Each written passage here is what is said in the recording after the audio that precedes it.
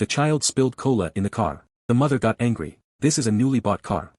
He scolded his daughter angrily and disciplined his son again. Rain couldn't bear it anymore. He despised parents who hit their children the most. So he kicked the family of 4 out of the car. He wanted to borrow this new car for a while. The owner still cared about his car, hoping for the break-in period. Rain shouldn't exceed 100 kilometers per hour. Rain agreed. Rain learned that the boy had never been to an amusement park, never had cotton candy, never ridden a roller coaster. So Rain fulfilled his wish.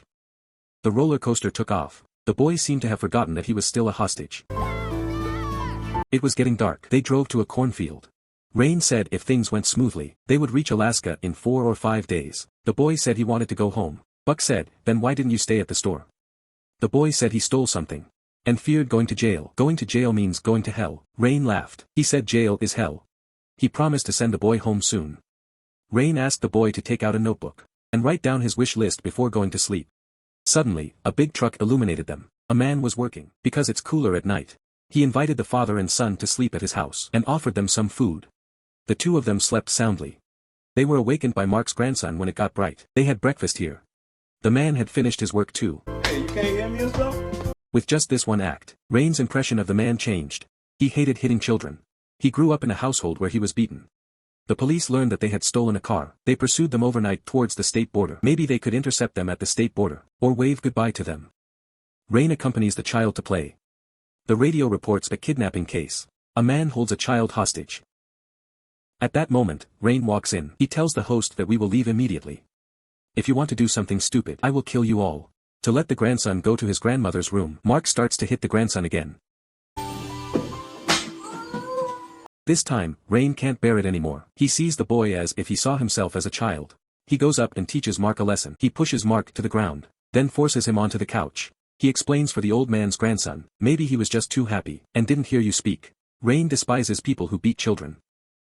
Without a good reason. Rain loses control of his emotions. He angrily rebukes, making the boy pick up the revolver. Then, he educates Mark on how to treat his grandson. He feels that the boy has started to distrust Mark. Then he asks the boy to get a rope from the car. The boy looks back at Rain. Completely changed. He makes Mark hold his grandson and say, I love you. Not saying it seriously. It must be said again. The old lady starts speaking up for Mark.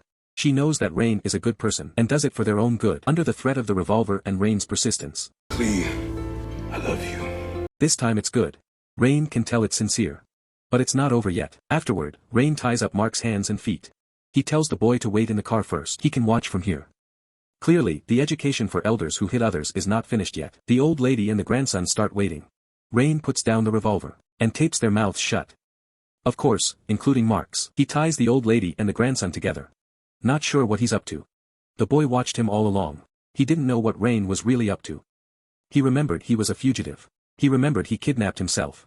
In the end, the boy picked up Rain's revolver. He aimed it at Rain and fired. The boy ran out of the house, dropped the revolver, then took out the car keys. Shaking in the mist, holding a small knife. Walked up to Mark's family. Put down the knife and thanked them. Thanked Mark's family for their hospitality. Rain shouted at the boy from behind. You saved that family, but I don't think I'll kill them. Only killed 2 people. My whole life. One hurt my mama, one hurt you. He wants to talk to the boy. Like a man to a man. After talking, they can hit the road to complete the bucket list. The boy climbed up a tree. Rain sat on the ground. Rain pulled out a postcard. It was sent by his father once. It said, Dear Rain. Just wanted to tell you, my leaving has nothing to do with you. Alaska is a beautiful place. Often freezing cold. One day you might come here. Maybe we can get to know each other better. The words are short, but filled with emotions. Rain slowly fell to the ground. He left the decision to the boy. The boy climbed down. He pulled Rain up. Just then, a police car approached slowly. Officers armed and ready.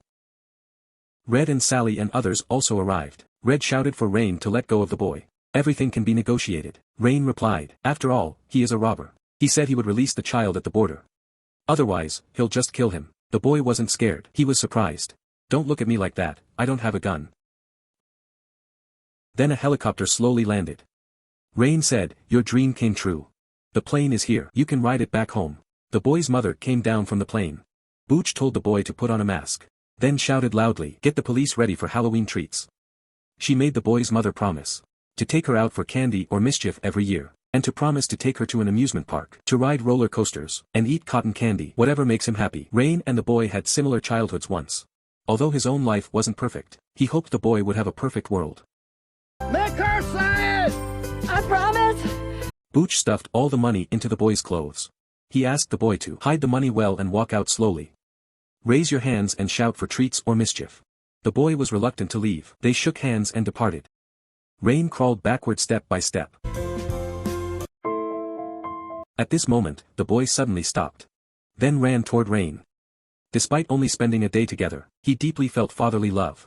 No one had ever treated him like this, playing with him, fulfilling his wishes. Do they want to shoot you? Then the boy hugged Rain tightly. He helped Rain up. He wanted to turn himself in.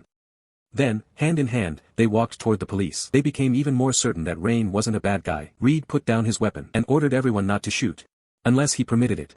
Then he took steps forward to welcome the surrender of Rain and the hostage boy. Reed said he didn't have a weapon, and hoped Rain would put down his revolver. Rain then joked, "If I had a weapon, I wouldn't have come to surrender." Do I know you, friend? No. He wanted to say a few more words to the boy. Then he would hand him over to the chief. Federal agents don't listen to chiefs. He instructed snipers to shoot whenever there was movement. Rain felt the boy had a chance to go to Alaska. He handed the boy a business card. And at that moment, Rain was shot and fell. The boy painfully lifted Rain up, holding him tightly. The mother ran over and took the boy away. Rain fell to the ground and couldn't get up. The sniper showed off for hitting Rain. Reed suddenly punched the sniper hard, because he didn't give the order to shoot. Then Sally gave the sniper a flying kick.